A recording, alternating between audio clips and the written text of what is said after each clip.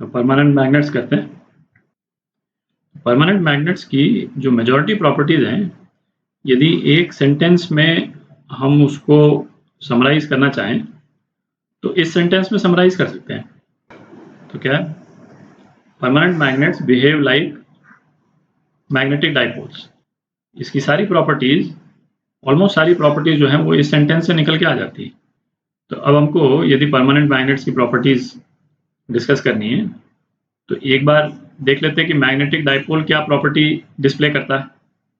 ठीक है, कुछ प्रॉपर्टीज़ तो अपन कर चुके हैं पहले वीडियोज़ में और कुछ प्रॉपर्टीज़ अपन ने नहीं देखी हैं, उसको अभी एक बार समराइज कर लेते हैं, फिर उसके बाद में परमानेंट मैग्नेट्स पे जाएंगे। तो ये एक हमने करंट कैरिंग लूप ले लिया जिसमें करंट जो है वो इस डायरेक्शन में है। मतलब ऊपर से यदि हम देखें तो ये करंट एंटी क्लॉकवाइज डायरेक्शन में नज़र आएगा, और तो इस लूप का जो मैग्नेटिक डाइपोल है उसका डायरेक्शन ये होगा। ठीक है, तो इसके बारे में क्या क्या प्रॉपर्टीज अपन देख चुके हैं इसकी। पहला तो ये है कि मैग्नेटिक डाइपोल जो है वो NIA है ना, इसके बराबर होता है, और जो एरिया वेक्टर है वो राइट हैंड थंब रूल से जो थंब का डायरेक्शन होगा वही इस एरिया वेक्टर का डायरेक्शन होता है। ठीक, दूसरा क्या अपन ने देखा था कि मैग्नेटिक डाइपोल को यदि हम किसी मैग्नेटिक फील्ड में रख दें, ठीक है, सपोज इस डायरेक्शन में यदि कोई मैग्नेटिक फील्ड हो, ठीक है, तो मैग्नेटिक डाइपोल पे जो टॉर्क लगेगा वो इसको मैग्नेटिक फील्ड की तरफ अलाइन करने की कोशिश करेगा। ठीक है, मतलब मैग्नेटिक डाइपोल क्या कोशिश करेगा, इस डायरेक्शन में अलाइन हो जाए, है ना, और फिर जो लूप है करंट का वो किस डायरेक्शन में हो जाएगा, इस डायरेक्शन में हो जाएगा। ठीक है, तो वो टॉर्क कितना होता था, मैग्नेटिक डाइपोल और मैग्नेटिक फील्ड का क्रॉस प्रोडक्ट। ठीक है, फिर और हमने क्या देखा था कि potential energy of magnetic dipole magnetic field में माइनस म्यू डॉट बी, है ना, डॉट प्रोडक्ट इसके बराबर होती है। तो इसका मतलब क्या निकला, यदि मैग्नेटिक डाइपोल एक मैग्नेटिक फील्ड में रखा हुआ है और उसका ओरिएंटेशन यदि हम चेंज करते हैं, ओरिएंटेशन चेंज करते हैं मतलब एंगल यदि चेंज करते हैं, तो हमको वर्क करना पड़ेगा, या तो पॉजिटिव वर्क करना पड़ेगा या नेगेटिव वर्क करना पड़ेगा, डिपेंडिंग ऑन कि इसका इनिशियल ओरिएंटेशन क्या है और फाइनल ओरिएंटेशन क्या है। ठीक है, ये भी अपन देख चुके हैं पहले। अच्छा, फिर पिछले वाले वीडियो में अपन ने क्या देखा था कि मैग्नेटिक डाइपोल के कारण किसी भी एक्सियल पॉइंट पे, ना, पॉइंट P ले लेते हैं जो कि डिस्टेंस x पे है डाइपोल के सेंटर से, तो मैग्नेटिक फील्ड जो है वो क्या जनरेट होती थी, B होती थी mu naught by 4 pi 2 mu by x cube. ठीक है, और ये उस कंडीशन में होती थी जब x जो है वो इसका जो करंट कैरिंग कॉइल है इसके रेडियस से काफ़ी ज़्यादा है। ठीक है, ये रिजल्ट भी अपन देख चुके हैं। अच्छा, ये तो हुई मैग्नेटिक फील्ड हमने एक एक्सियल पॉइंट पे निकाला। ठीक है, तो ये तो हो गया एक पर्टिकुलर पॉइंट पे, बट जनरल यदि हम ओवरऑल मैग्नेटिक फील्ड किसी करंट कैरिंग लूप के कारण बन रहा है तो उसका डायरेक्शन जो है वो कुछ इस तरह से बनता है। तो डायपोल के अराउंड मैग्नेटिक फील्ड लाइंस इस डायरेक्शन में बनती। ठीक है, ये डायरेक्शन इस तरह से हो जाएगा और ये यूं। ठीक है, और यहाँ पे ये लाइंस जो हैं वो इस तरह से वापस आ रही। ठीक है, आप चाहे तो कोई भी एक पॉइंट ले करके और जो ये करंट लूप है उसके डायरेक्शन पे राइट हैंड थंब रूल लगा करके आप एक रफ आइडिया ले सकते हैं। ठीक है, अच्छा, अब क्या हमको ये भी मालूम है परमानेंट मैग्नेट्स जो हैं अट्रैक्ट और रिपेल भी करती। ठीक, तो हम ये देखते हैं कि डाइपोल्स जो हैं वो आपस में अट्रैक्ट और रिपेल करते हैं क्या। ये हो गया force of attraction and repulsion. ठीक है, वो देखते हैं। तो ये हमने दो करंट लूप्स ले लिए, इसमें करंट का डायरेक्शन ये ले लेते हैं, इसमें करंट का डायरेक्शन ये ले लेते हैं, तो ये डायरेक्शन ले रहे हैं, इसका मतलब यहाँ से हम यदि देखते हैं तो करंट जो है हमको क्लॉकवाइज दिख रहा है। ठीक है, आप उस तरह से विजुलाइज कर सकते हैं कि क्लॉकवाइज है, और यहाँ से इस वाले करंट को देखेंगे तो ये एंटी क्लॉकवाइज दिखेगा। ठीक है, इस तरह से ओरिएंटेड है। ये वाला वायर का पोर्शन अपने पास है और ये वाला दूर है। ठीक है, इस वाले केस में ये वाला पोर्शन अपने पास है और ये वाला पोर्शन दूर है। ठीक, क्योंकि वो 2D में बनाते हैं ना, तो मालूम नहीं चलता है कौन सा वाला पोर्शन पास है, तो स्पेसिफिकली मैंने बोल दिया। ठीक है, तो इस करंट लूप का मैग्नेटिक डायपोल इस डायरेक्शन में है और इस करंट लूप का मैग्नेटिक डायपोल जो है वो इस डायरेक्शन में है। ठीक है, ये सेंटर हो गया। अच्छा, अब देखते हैं कि ये जो दोनों मैग्नेटिक डायपोल्स हैं, जिस तरह से अपन ने डायरेक्शन इनका दिखा रखा है, तो ये अट्रैक्ट करेंगे या रिपेल करेंगे। ठीक है, तो एग्जैक्ट न्यूमेरिकल कैलकुलेशन अपन नहीं कर रहे हैं, बट एक रफ आइडिया तो अपन ले ही सकते हैं कि अट्रैक्ट करेंगे या रिपेल करेंगे। अपन ने फोर्स बिटवीन कंडक्टिंग वायर्स जो है वो किया था, तो उसमें अपन ने क्या किया था कि दो यदि पैरेलल वायर्स हैं, है ना, और उसमें हमने कोई भी करंट ले लिया I1 I2। ठीक है, यदि करंट्स जो है सेम डायरेक्शन में, तो क्या होता था, ये दोनों वायर्स आपस में अट्रैक्ट करते थे। ठीक है, और यदि अपोजिट डायरेक्शन में है करंट, तो ये दोनों वायर्स एक दूसरे को रिपेल करते हैं। ठीक है, ये तो अपन देख चुके हैं। तो इस वाले केस में हम देखें कि ये वाला सेगमेंट लेते हैं यदि अपन, है ना, ये वाला सेगमेंट यदि लेते हैं और इसको इस वाले सेगमेंट से कंपेयर करते हैं, ये सेगमेंट इस सेगमेंट के क्लोजेस्ट है, तो इस वाले सेगमेंट पे जो भी फोर्स होगा वो इस सेगमेंट का जो फोर्स होगा वो डोमिनेंट होगा, है ना, ये तो क्लियर है।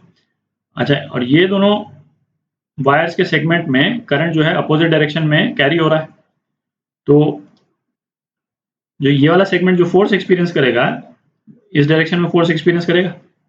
ठीक है, अच्छा, ये बात जरूर है कि ये जो जैसे फार साइड वाला जो सेगमेंट है उसमें जो करंट का डायरेक्शन है और इस सेगमेंट में करंट का डायरेक्शन सेम डायरेक्शन में है, पर चूंकि ये वाला सेगमेंट जो है वो इसके ज़्यादा पास है, तो इसलिए ये वाला फोर्स जो है वो डोमिनेट करेगा।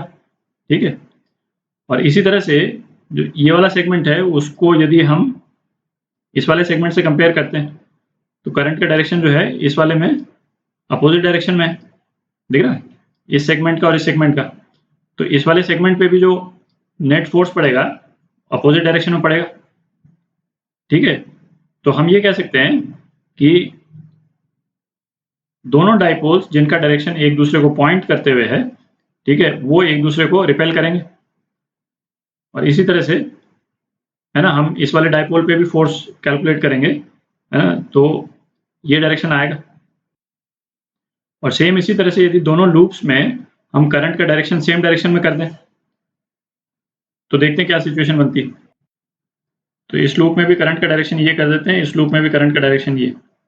ठीक है, तो इसमें आप देखें कि जो पोर्शन दूसरे वाले डाइपोल के क्लोजेस्ट है वो दोनों वायर्स में करंट जो है सेम डायरेक्शन में है।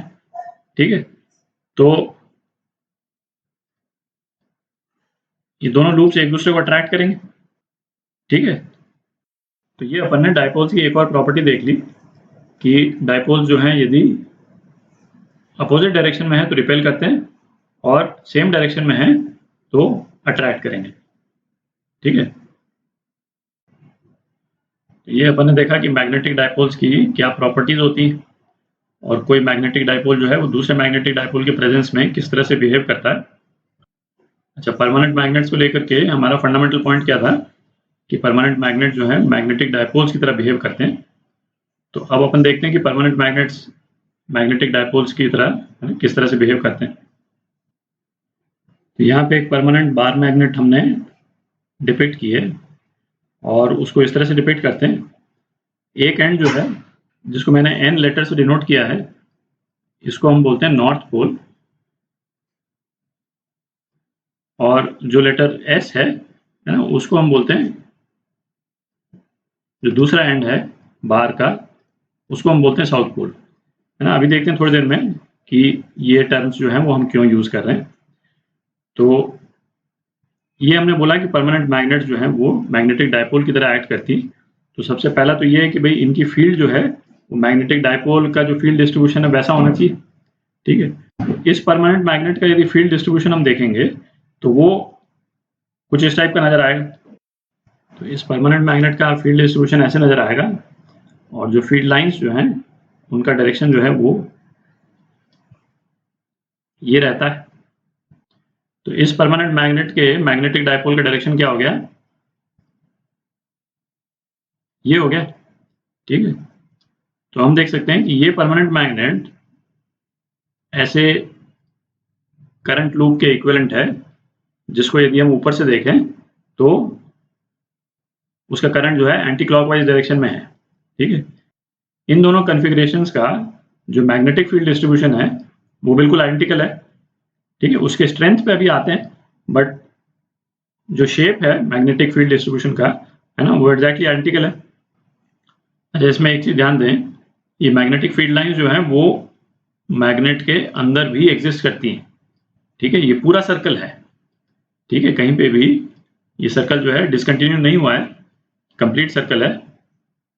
जैसे इस वाले केस में भी ये कंप्लीट सर्कल था, ये तो मैंने जो इसमें जो गैप दिया है केवल ये डिपिक्ट करने के लिए दिया है कि ये लाइन जो है वो लूप के नीचे से आ रही है ना, और ये लूप के ऊपर से ये लाइंस निकल रही। तो किसी भी मैग्नेटिक डायपोल की तरह यदि इसको हम एक एक्सटर्नल मैग्नेटिक फील्ड में रख देते हैं तो इस पे जो है वो एक टॉर्क लगेगा, जैसे मैग्नेटिक डायपोल्स पे लगता है, ठीक है। और ये जो है एक्सटर्नल मैग्नेटिक फील्ड के डायरेक्शन में अलाइन हो जाएगा, ठीक है। तो ये नॉर्थ पोल और साउथ पोल हम इसलिए बोलते हैं कि सपोज यहाँ पे जो अर्थ की जो मैग्नेटिक फील्ड है उसका डायरेक्शन सपोज ये है, ठीक है। अर्थ की मैग्नेटिक फील्ड पे अपन सेपरेट वीडियो करेंगे अभी। तो यदि अर्थ की मैग्नेटिक फील्ड का डायरेक्शन ये है तो परमानेंट मैग्नेट जो है वो अर्थ की मैग्नेटिक फील्ड के साथ में अलाइन हो जाती है, और जो मैग्नेट का जो नॉर्थ है वो अर्थ का जो ज्योग्राफिकल नॉर्थ है, ठीक है, उस डायरेक्शन में पॉइंट करता है। तो इवेंचुअली क्या होगा, ये वाली मैग्नेट जो है वो इस तरह से अलाइन हो जाएगी। कंपास में जो है वो हम परमानेंट मैग्नेट्स यूज करते हैं। तो कंपास में जो मैग्नेट है वो इस तरह से अर्थ की मैग्नेटिक फील्ड के साथ अलाइन हो जाती है, और उस कंपास की नीडल का जो नॉर्थ होता है वो अर्थ का जो नॉर्थ होता है, ज्योग्राफिकल नॉर्थ, है ना, पोल बेसिकली। थोड़ा सा डिफरेंस होता है, वो जब अर्थ की मैग्नेटिक फील्ड करेंगे वहां पे डिस्कस करेंगे। तो अर्थ के पोल्स की तरफ जो है ये पॉइंट करती है, और जो नॉर्थ साइड है मैग्नेट का वो नॉर्थ पोल की तरफ पॉइंट करेगा, और जो साउथ साइड है मैग्नेट का वो साउथ पोल की तरफ पॉइंट करेगा, ठीक है। तो इस पे टॉर्क लगता है, और चूंकि टॉर्क लगता है इसलिए इसमें पोटेंशियल एनर्जी भी स्टोर होती है, एग्जैक्टली जिस तरह से मैग्नेटिक डायपोल में अपन ने रिलेशन निकाला था, ये रिलेशन परमानेंट मैग्नेट के लिए भी अप्लाई करता है। अच्छा, अब यदि परमानेंट मैग्नेट यदि मैग्नेटिक डायपोल के रूप में एक्ट कर रहा है तो अपने को दो चीजें पता करनी आनी चाहिए। पहला तो क्या, मैग्नेटिक फील्ड, ठीक है। और मैग्नेटिक फील्ड केवल एक्सिस पे ही नहीं, कोई भी एक जनरल पॉइंट या पी यदि हम ले लें, ठीक है, जो कि एक एंगल बना रहा हो इस परमानेंट मैग्नेट से, तो इस जनरल पॉइंट पे भी हमको मैग्नेटिक फील्ड पता करना आना चाहिए। और दूसरा, फोर्स ऑफ अट्रैक्शन या रिपल्शन, है ना, विद अदर मैग्नेट्स, ये निकालना आना चाहिए। तो परमानेंट मैग्नेट्स की प्रॉपर्टीज को एक्सप्लेन करने के लिए, है ना, इसको ये जो मैग्नेटिक डायपोल है इसको मॉडल किया गया है इलेक्ट्रोस्टैटिक डायपोल के लाइंस पे, है ना। इलेक्ट्रोस्टैटिक्स में आपने इलेक्ट्रिक डायपोल पढ़ा था, जहाँ पे डायपोल का एक एंड जो है पॉजिटिव चार्ज होता है प्लस क्यू, और दूसरा एंड जो है माइनस क्यू नेगेटिव चार्ज होता है। तो इसका फील्ड लाइन डिस्ट्रीब्यूशन और इलेक्ट्रिक फील्ड जो है अलग अलग पॉइंट्स पे किस तरह से जनरेट होता है वो अपन ने डिस्कस किया था। तो बिल्कुल सिमिलर लाइंस पे है ना एक मॉडलिंग की गई है परमानेंट मैग्नेट्स के बिहेवियर की, उसको देखेंगे नेक्स्ट वीडियो में।